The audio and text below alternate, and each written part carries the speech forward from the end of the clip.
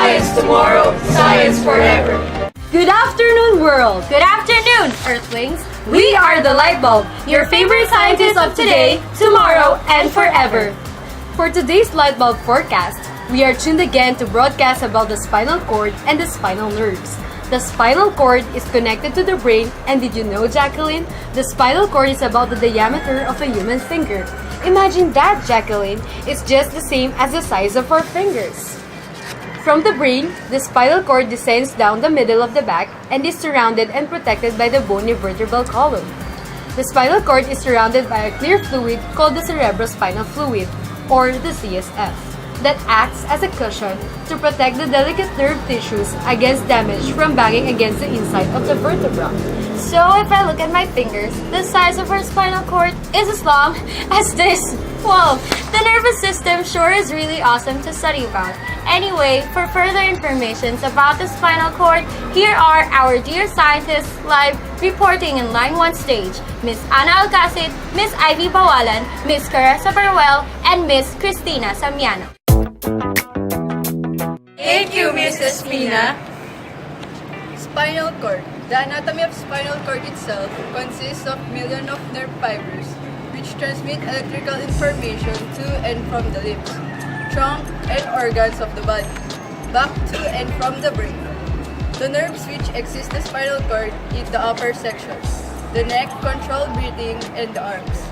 The nerves which exist in the spinal cord in the mid and lower section of the back control the trunk and legs, as well as bladder, bowel, and sexual function.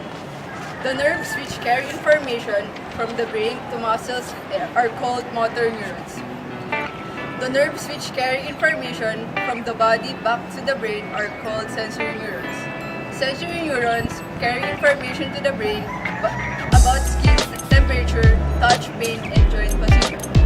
The brain and spinal cord are referred to as the central nervous system, which the nerve connecting the spinal cord to the body are referred to as peripheral nervous system.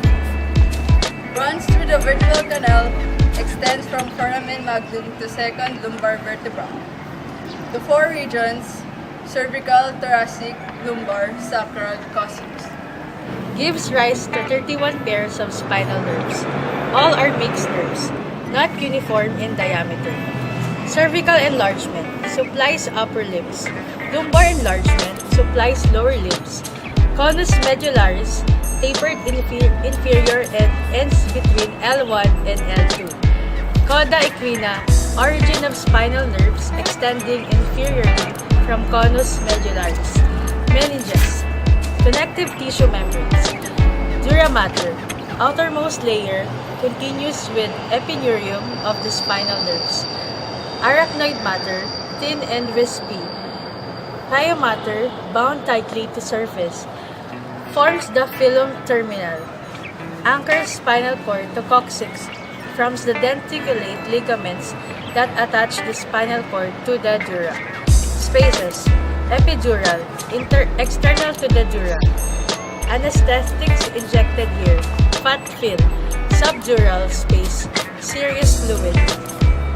Subarachnoid, between pia and arachnoid, filled with cerebrospinal fluid. Cross-section of spinal cord, anterior median fissure and posterior median sulcus.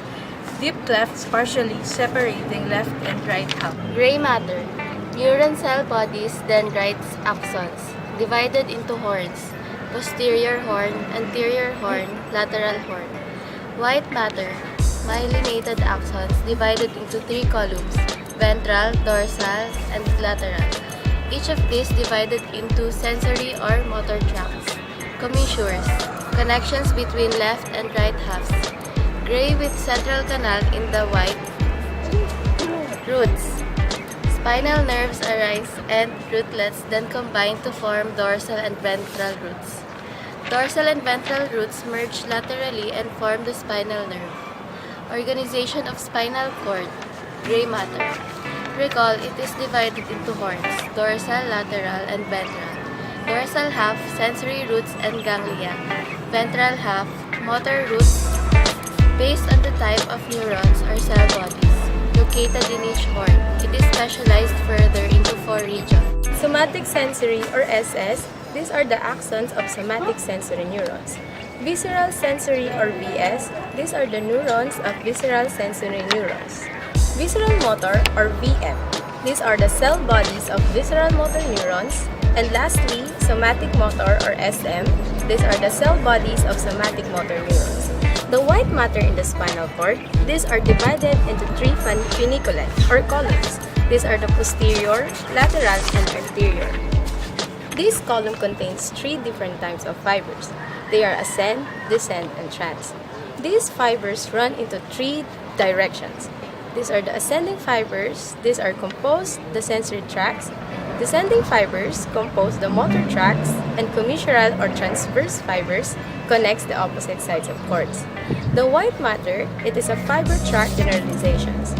These are the pathway decussate. Most consist of a chain of 2 or 3 neurons. Most exhibit somatotrophy, precise spatial relationships. And lastly, all pathway are paired, one of each side of the spinal cord.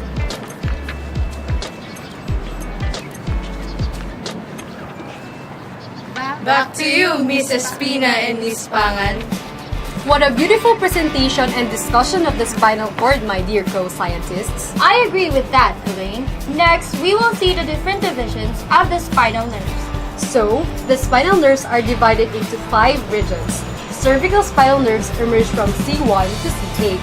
Thoracic spinal nerves emerge from T1 to T12. Lumbar spinal nerves emerge from L1 to L5. Sacral spinal nerves emerge from S1 to S5. And coccygeal spinal nerves emerge from CO1.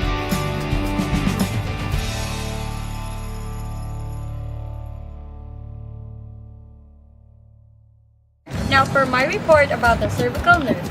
There are 8 cervical nerves, C1 to C8, that branch off at the spinal cord and control different types of bodily and sensory activities.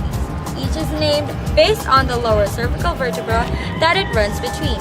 As an example, the nerve root that runs between the 2nd cervical vertebra and the 3rd cervical vertebra in the neck is described as a C3 nerve. Branching off from the nerves in the spinal cord, the cervical nerves are responsible for relaying messages and ensuring functioning to different body parts. More specifically, C1 and C2, or the first 2 cervical nerves, control the head.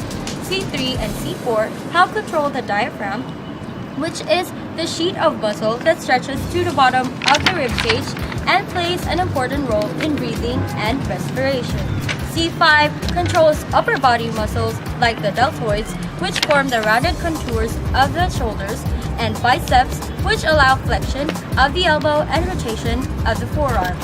C6 controls the wrist extensors, muscles like the extensor carpi radialis longus, extensor carpi radialis brevis, and extensor carpi ulnaris that controls wrist extension and hyperextension.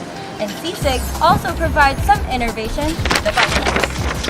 C7 controls the triceps, the large muscle on the back of the arm that allows for straightening of the elbow. And lastly, C8 controls the hands. Thank you, partner, for sharing your wonderful thoughts about the cervical spinal nerve. It's my pleasure to share what I know to our dear televiewers out there.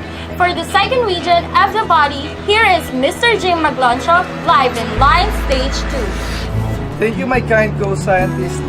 Thoracic spinal nerves supply your trunk muscles and muscles involved with breathing. Thoracic spinal nerves T1 to 12 power the muscles that lie between the ribs, intercostal muscles. These also help you breathe by drawing the rib cage outwards and upwards, pulling the lungs in the same direction. The lungs expand, helping them fill with air. The diaphragm and the intercostal muscles are your major breathing muscles. Your lower thoracic spinal nerves, T6 to 12, provide power your abdominal muscles. These muscles help you to cut and expel matter from your air passages. Abdominal muscles are also important in balance and posture. The thoracic nerves refer to nerve fibers found in the upper body, mostly the chest. These nerve fibers are considered spinal nerves, which carry and transmit information between the spinal cord and parts of the body. The nerves stem from portion of the vertebrae. 11 of the 12 nerves are situated in spaces located between two ribs. These are known as the intercostal nerve. The last thoracic nerve, known as subcostal, it is found below the final rib. Collectively, these nerves communicate with the parts of the chest or thorax and abdomen. The fibers of the first two thoracic nerves extend to the shoulder and arms, and the next four nerves direct signals to the chest. The lower 5 thoracic nerves are found in the chest and abdomen. The last thoracic nerve supplies the abdominal wall and the buttocks, specifically the skin. Each of the thoracic nerves is divided into anterior and posterior branches known as the dorsal ramus and the ventral ramus. These fiber extensions direct signals to various parts of the upper body, including muscles, deep tissues, skin, and blood vessels. Thank you, and back to you, Miss Pangan and Miss Spinal. Thank you, Mr. Maglonshaw, for allocating some of your knowledge to our dear televiewers. Now for the third spinal nerve, which is the lumbar spinal nerve, my partner, Miss Elaine Pangan, will report about it. Thank you, partner, for my report, which are the lumbar nerves, are the 5 pairs of spinal nerves emerging from the lumbar vertebra.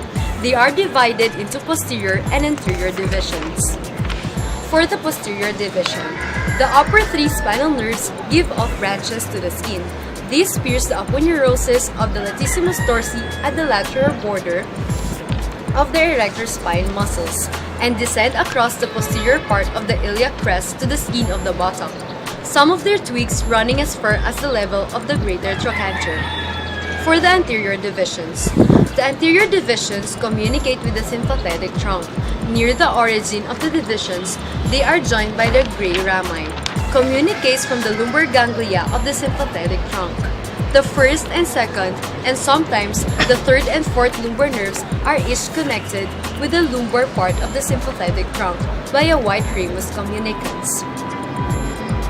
The first 3 lumbar nerves and the greater part of the fourth together from the lumbar plexus.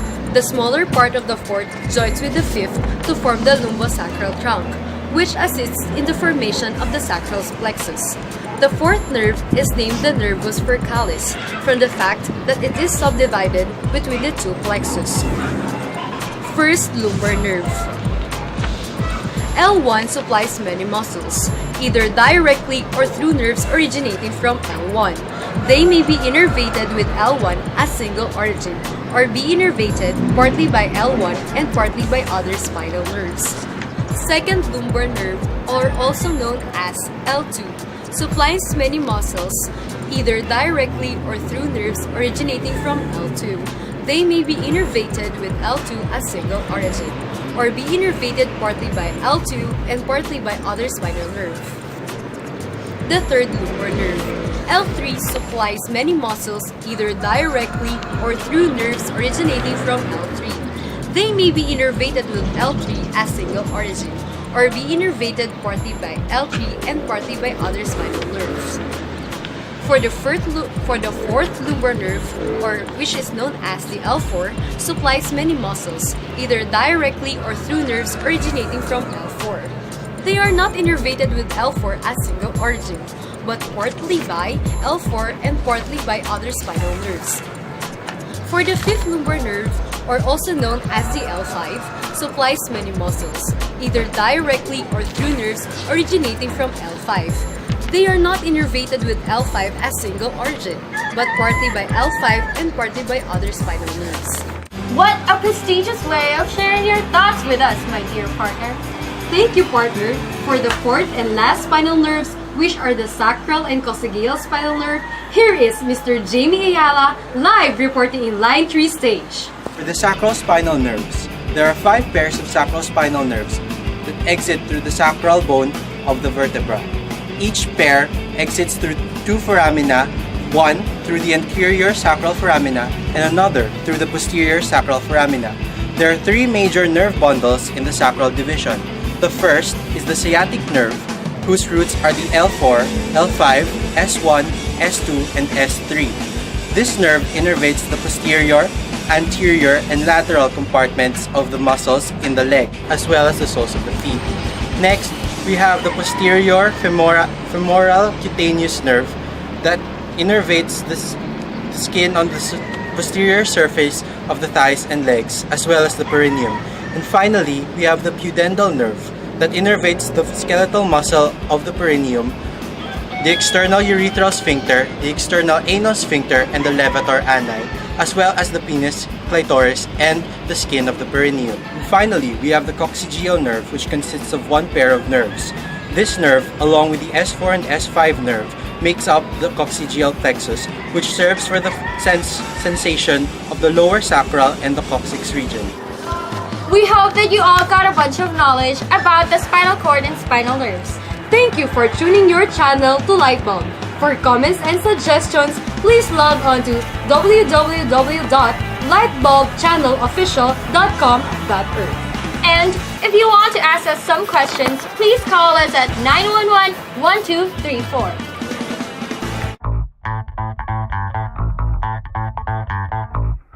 This is Lightbulb Production. Thanks for watching.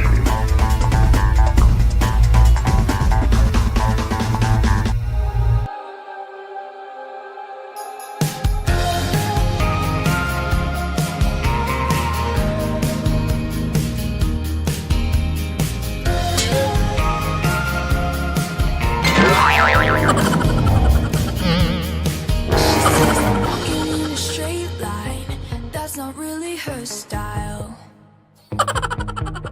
And they all got the same heartbeat, but hers is falling behind. Nothing in this world could ever bring them down. Thank you, Mrs. Pina. And she's just in the background. Spinal cord, here are our dear scientists who are live reporting in line 1 state. Miss Anna Alcasi, Miss Ivy Malawa. We are the Lightbulb. Your scientists. Nerve subcosta. This is The sacral bone in the sorry. Wait, ang shut.